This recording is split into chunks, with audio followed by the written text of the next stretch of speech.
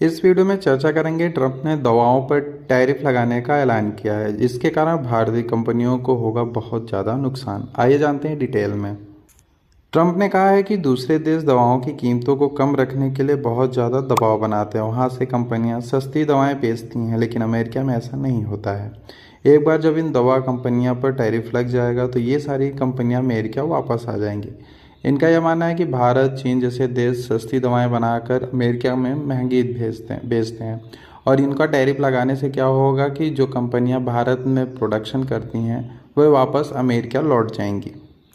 जैसा कि आप जानते हैं कि भारत जेनरिक दवा बनाने में नंबर 1 पे है। भारत हर साल दुनिया का करीब 40% जेनरिक दवाओं का उत्पादन करता है।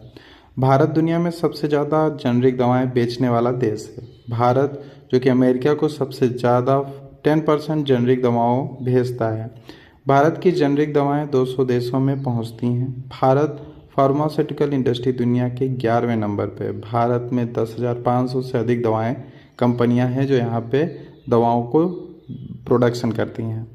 आपको बता दें कि भारत से ही अमेरिका में आधे से ज़्यादा जेनरिक दवाएं जाती हैं। ट्रंप ने पहले से ही चीन आयात पर अपने टैरिफ के कारण अमेरिका के हॉस्पिटल और जेनरिक दवा निर्माताओं से दवाओं का सामना कर रहे हैं।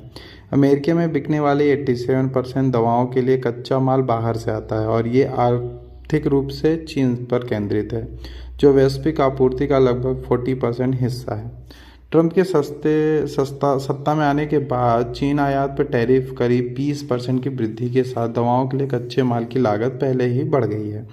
ट्रंप चाहते हैं कि टैरिफ से बचने के लिए कंपनियां दवाओं की मैन्युफैक्चरिंग अमेरिका में ही स्थानांतरित करें, यानी वहाँ पे जाके वहीं अमेरिका में ही प्रोडक्शन करें। ट्रंप के इस फैसले से भारतीय कंपनियों को होगा बहुत ज़्यादा झटका। भारतीय फार्मा कंपनियों का बड़ा स्रोत है अमेरिका, जहाँ पे हम 40% तक की दवाएं अपना बेचते हैं।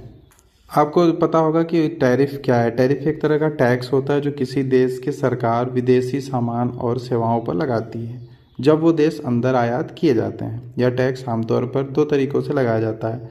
पहला होता है एड वैलोरम टैरिफ। यह वस्तु के मूल्य का 1% होता है। उदाहरण के लिए अगर आपको समझना हो तो अगर किसी सामान की कीमत 1,000 रुपये है तो 10% टैरिफ है तो 100 रुपये टैक्स देना होगा।